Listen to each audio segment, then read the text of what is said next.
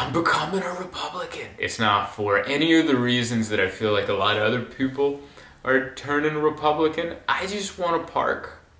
I want to park my car. This Week in Zoltan. Hey everybody, welcome to This Week in Zoltan, episode 329. This is take 3. I should do these episodes more often. If I did, I'd have like a system worked out. There wouldn't be a memory card with 4 minutes left of memory on it. There wouldn't be, I wouldn't have technical issues. I wouldn't have to remember what episode this is. This is my weekly podcast that is genuinely at this point bi-monthly. Okay, why? Because I don't have a boss. I'm my own boss. I don't have someone coming in going, hey, you are 6 weeks behind on your podcast. Why don't you put another one out? It's just up to me.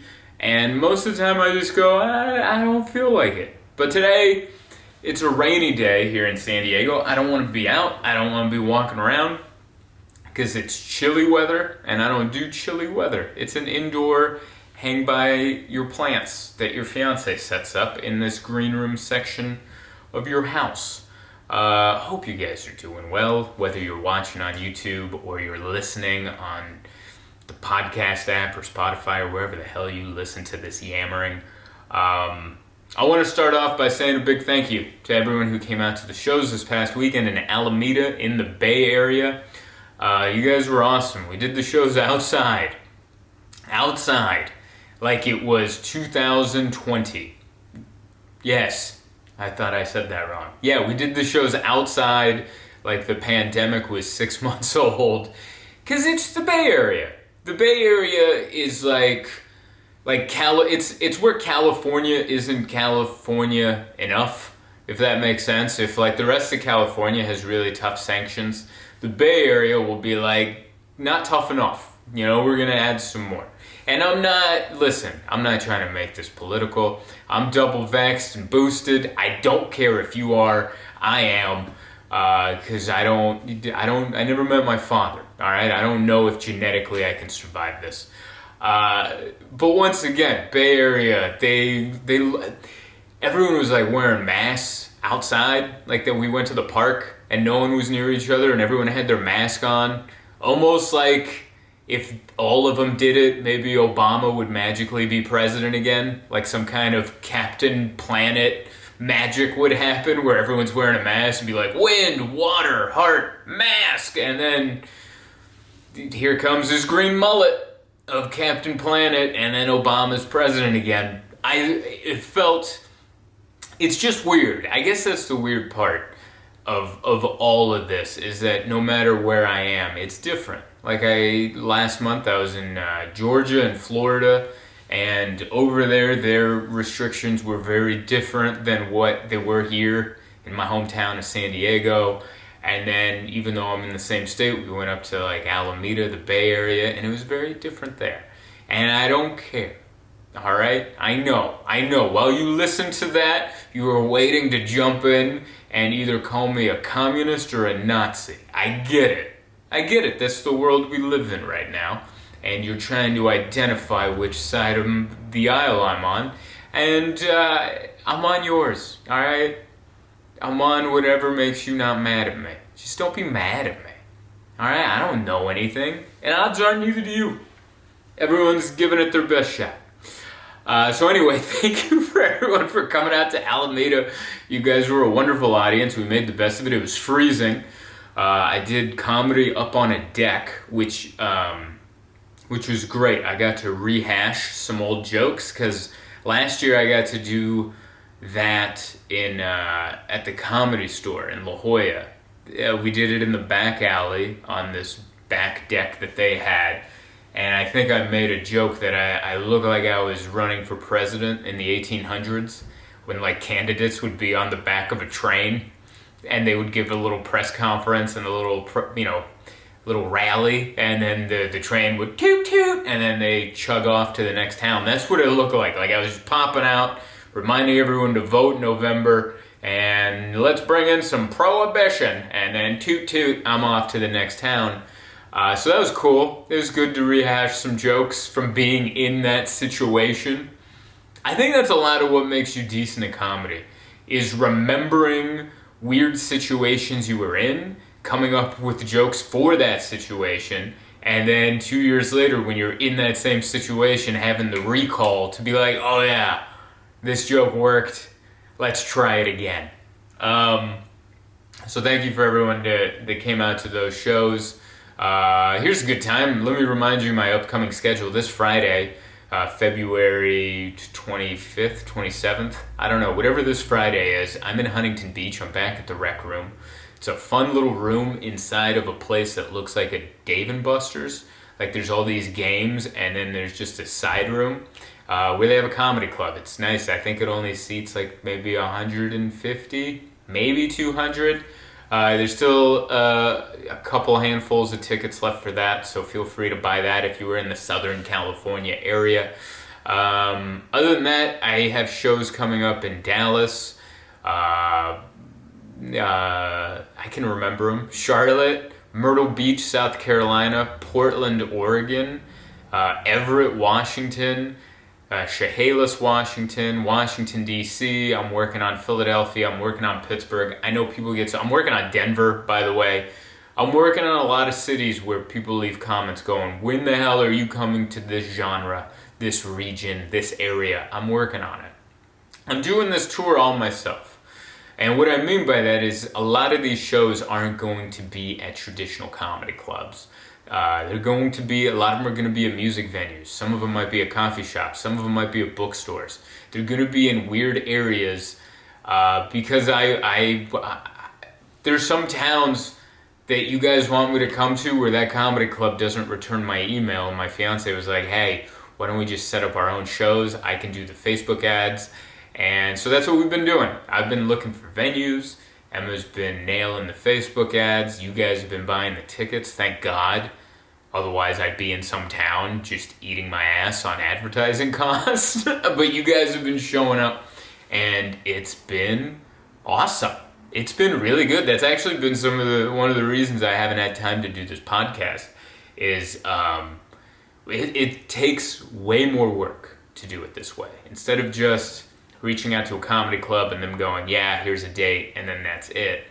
I got to reach out to like 8 to 15 venues in a town. Hopefully some of them get back to me, work out a door deal. Do they have seats? Do you have this date open?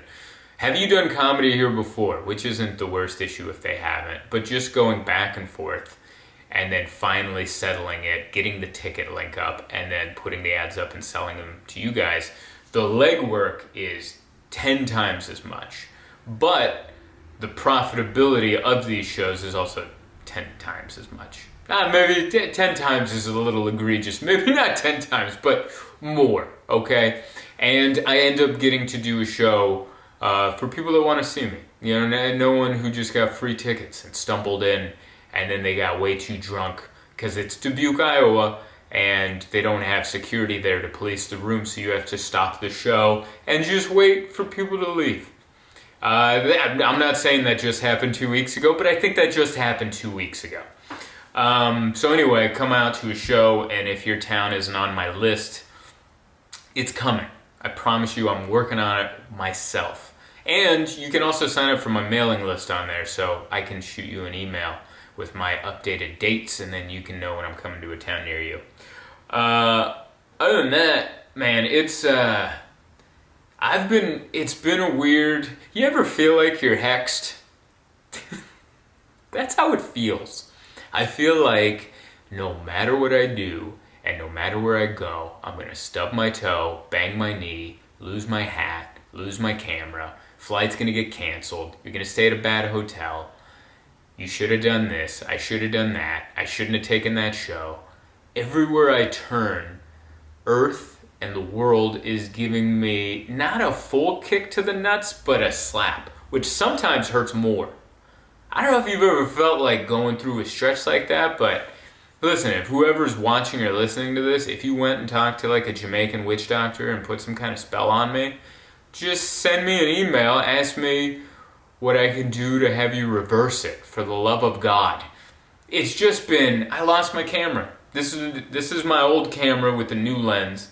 Not that you can tell if you're watching this, but I lost Emma's camera. Emma had a nicer camera than I did. I don't even know what it was. It was like a Sony A7 with a giant. It was a really nice camera.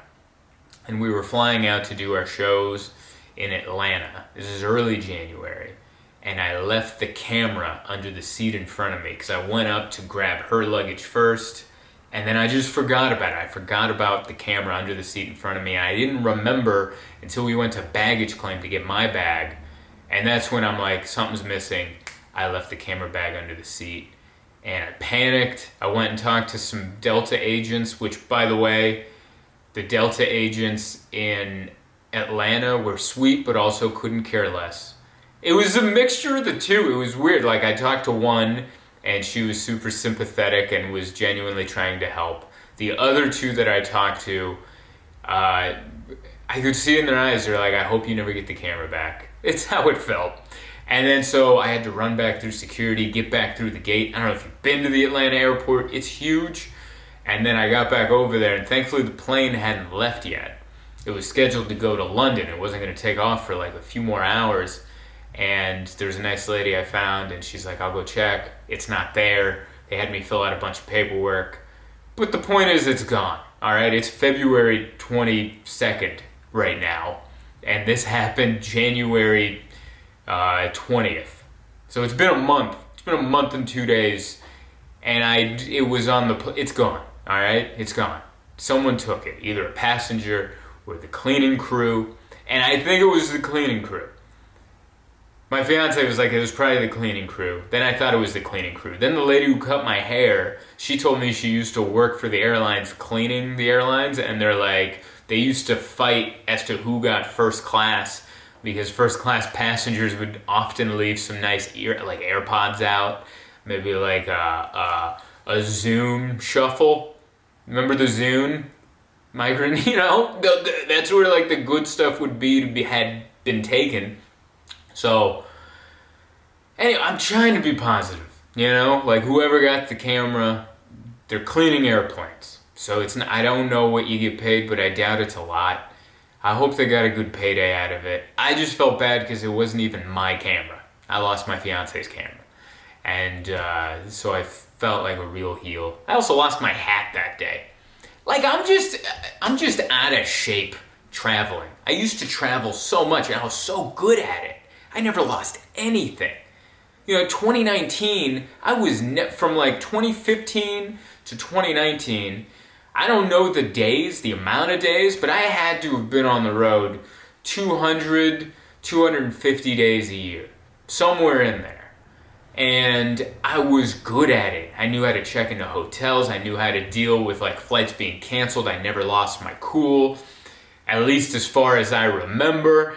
And ever since like the pandemic happened and life paused, I just haven't been traveling as much, and I'm out of shape. I'm out of travel shape. I lost my dumb hat at TSA. I left my camera under the seat. I keep like making dumb errors. I keep like right now flights are expensive, so I'm not always flying with Delta. I flew with American Airlines. And 2 weeks ago, we were flying back, connecting through DFW, Dallas, which American Airlines has left me stranded at that airport 3 times before this.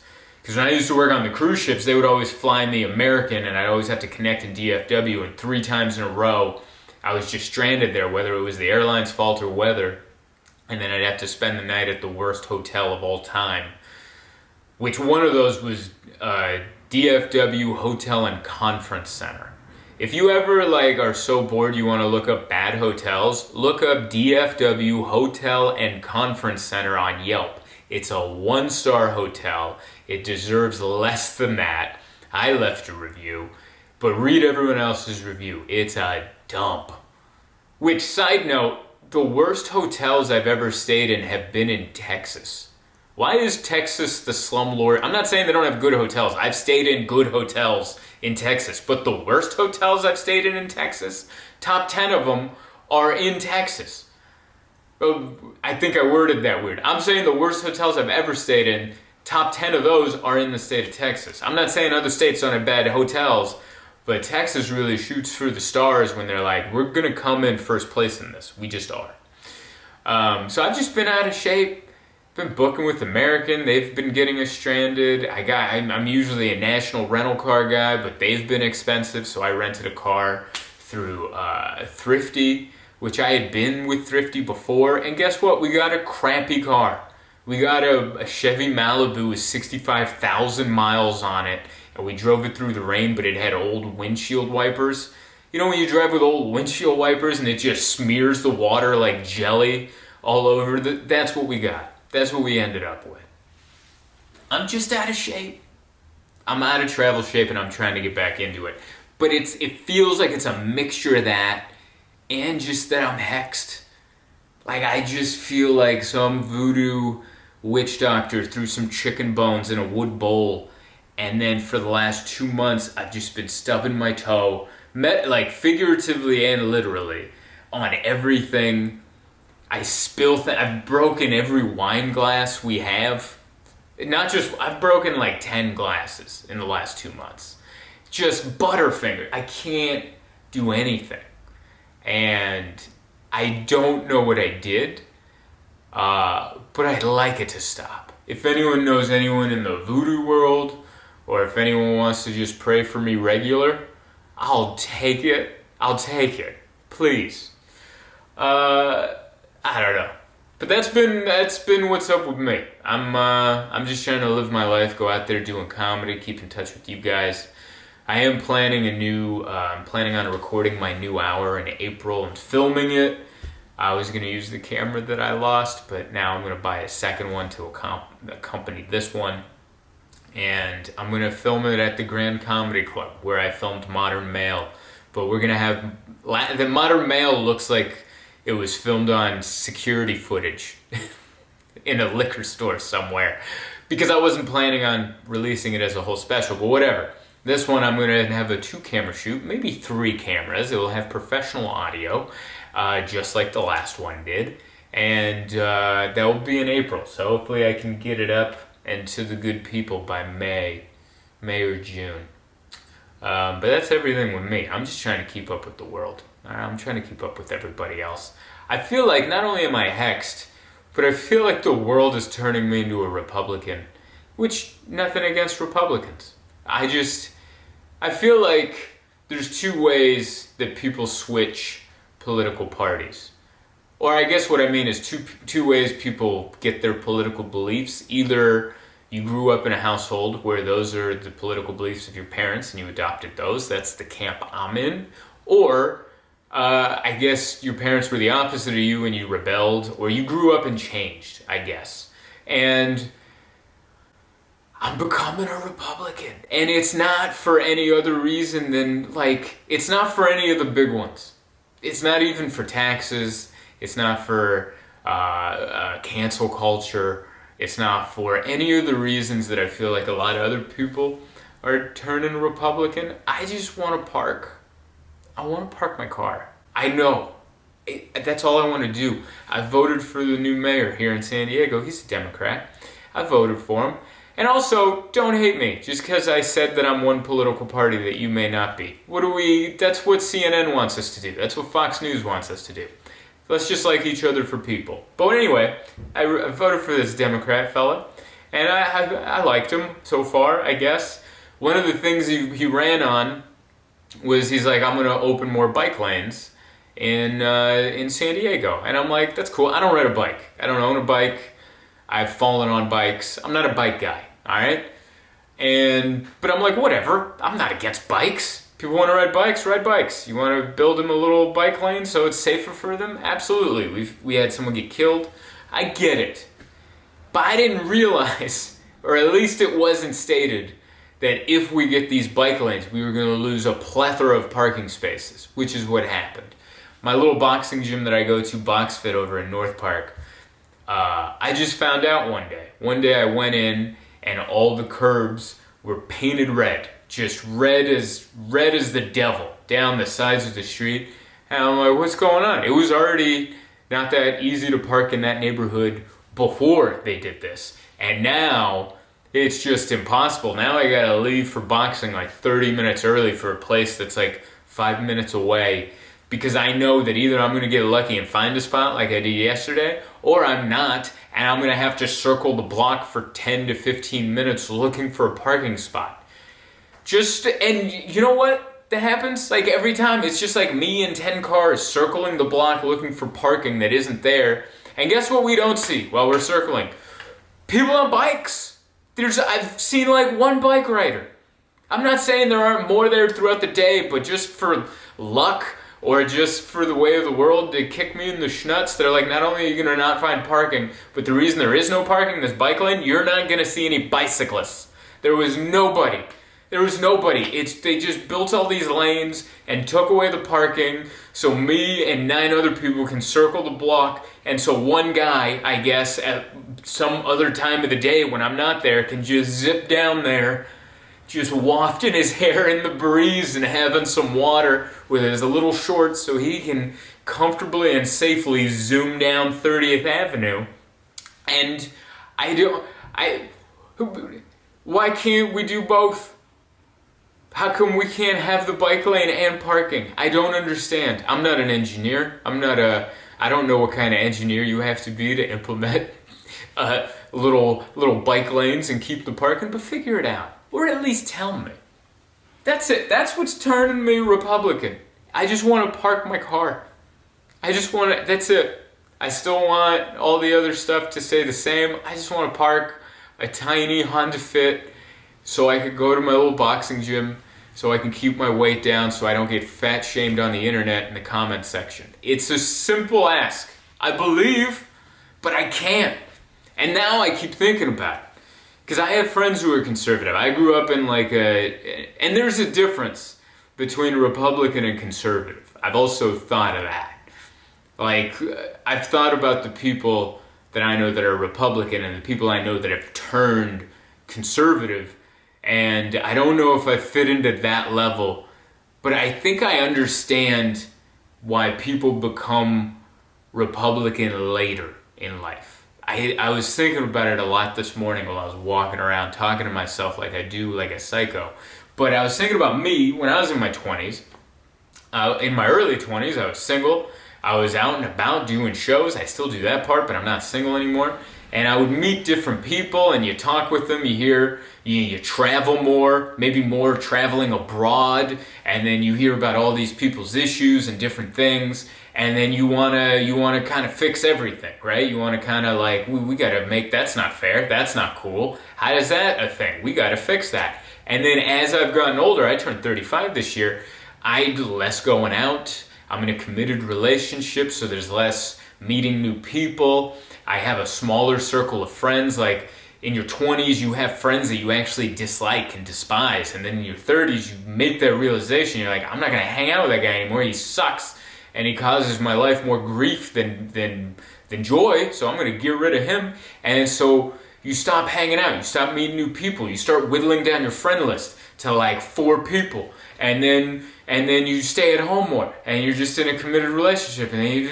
And then sooner or later, your viewpoint on the world and what you want fixed and what you want bettered and what you want changed just comes down to, I want to park my car at 4 in the afternoon so I can make it to my boxing class. And then like that, you're a Republican now. I don't know if that is actually how it's done, but in my head while I was thinking today, I'm like, that kind of makes sense. I'm not saying all Republicans started that way. I'm saying the ones that converted. I think that's what slowly happens. One or two things. One, either you start paying taxes, which I started doing a few years ago, but that still didn't make me make the switch. I'm like, whatever. I guess I got to cut a $30,000 check to the IRS, which sucks, because that's more than my Honda Fit that I'm looking at right now is worth. And I'd like to drive a $30,000 car instead of a $19,000 one. It looks nicer. It looks like those come with the seat warmers that toast your cornhole while you're driving, and it makes rainy, cold days not as rainy and cold because your cornhole's at a higher temperature than it would have been in the Honda Fit. But so it wasn't the taxes. For me, it's the parking. That's what's getting me to switch. And I'm saying this half jokingly. I've always been a moderate politically. But damn, this bike lane. You should have seen me. You should have seen how mad I was. I have a joke about the bike lane now. And I did a show in San Diego a week ago. And there is a young lady that came to my show, and her friend are tattoo artists, and they work at a tattoo parlor that's next to the boxing gym that I go to. And apparently, they saw me the first day where all the parking was gone. And she told me this after the show. She's like, yeah, I saw you that first day when all the parking was gone because I was doing someone's work, and then you just walked by and you looked pissed. And then I turned to the person I was working with, and I was like, oh, that's like one of my favorite comedians. That's Zoltan. And he looks mad. Yeah, and so apparently, I'm one of those people that I can't hide my emotions in my face. Some people have a good poker face. I don't have that. I have a very, whatever I'm feeling, you can see on the outside. And while I'm walking to the boxing gym, apparently I'm just like Joe Pesci in Home Alone, just over these bike lanes. And that made me so embarrassed. When she told me that, I just started laughing and my face went red. That like she was a fan. She saw me experience it, and then like a week later she saw me do a joke about it. She actually got to see that was like a director's cut, the whole evolution of the bit. But yeah, I'm not proud. I'm not proud of it, but that is what's going on with me. That is what is happening with me. I am getting older. I almost got scammed. I don't know if the scams are getting better or if I'm getting more vulnerable to the scams, if that makes sense. I got a text that said it looked like one of those texts from Bank of America fraud department, because it said we're from Bank of America's fraud department. And did you try to Zelle Travis $3,500?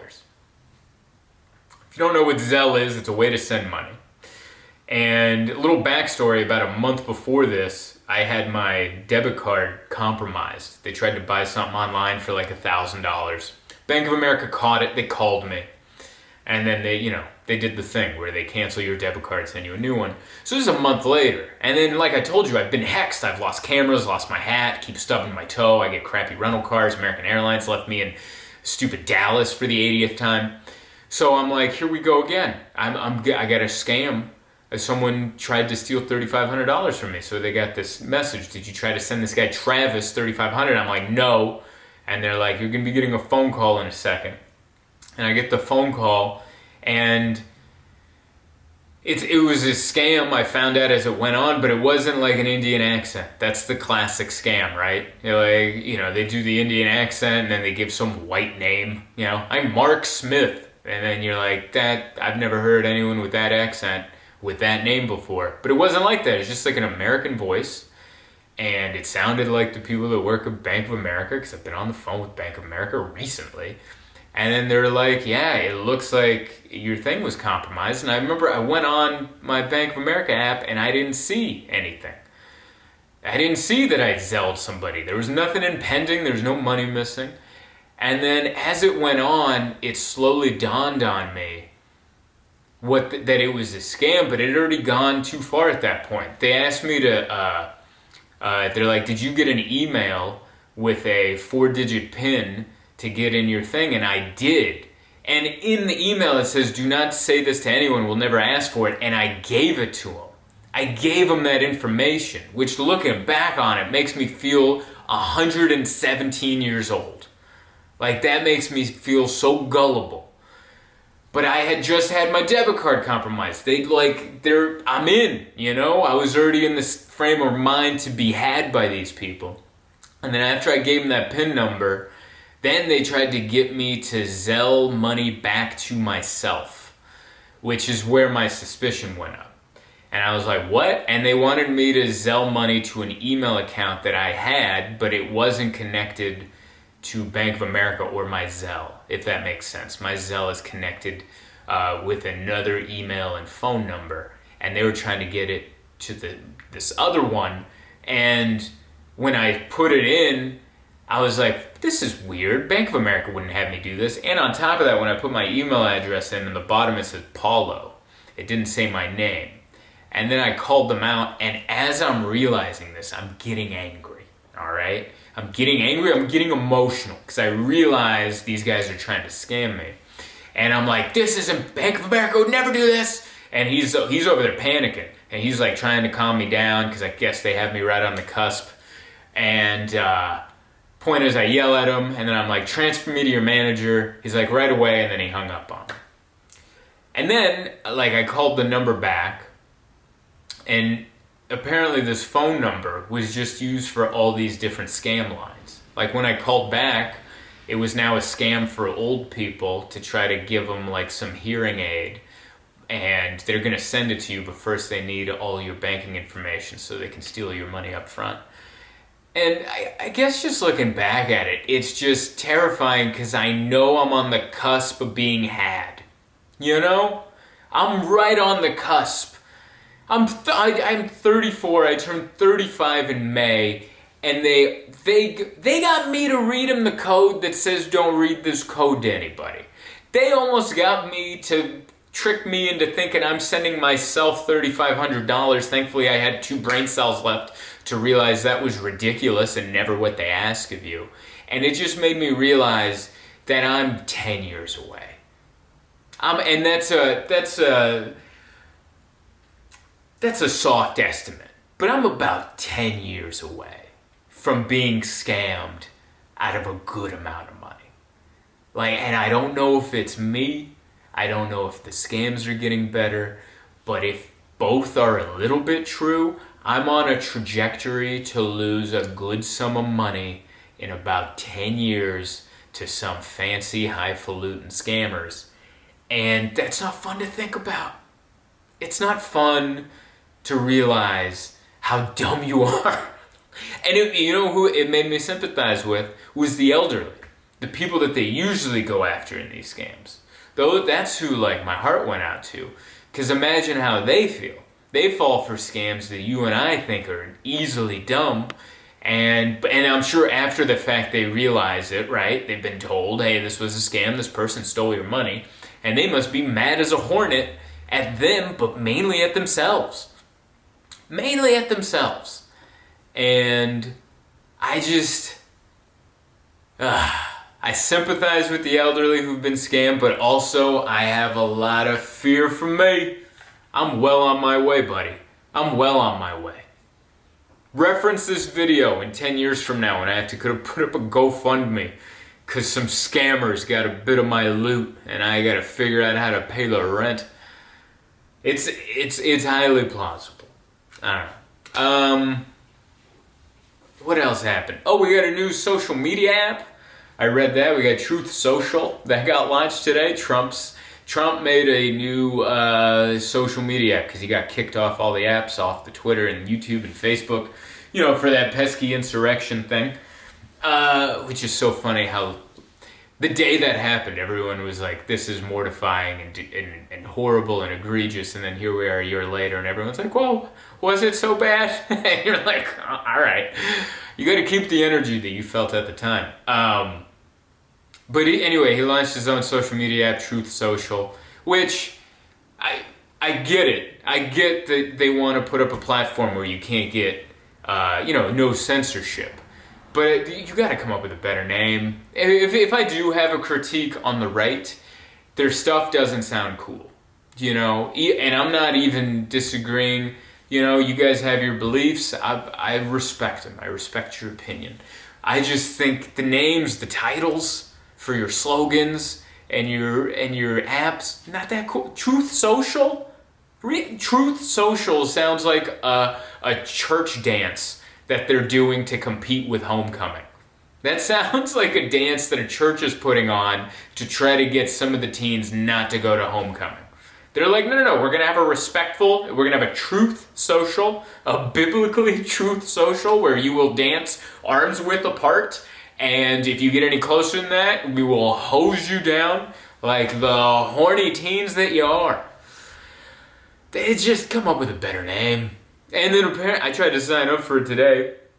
Out of morbid curiosity, I want to see. And wouldn't it be funny to be like, I think it would be funny to be politically left-leaning and moderate somewhere in there where I lie, but still, it would be hilarious to, build up this giant, hard right conservative fan base. And it'd be interesting. Because then they'd come out and see my shows, and I always try to make jokes down the middle so like both sides can laugh. I always try to make fun of both sides.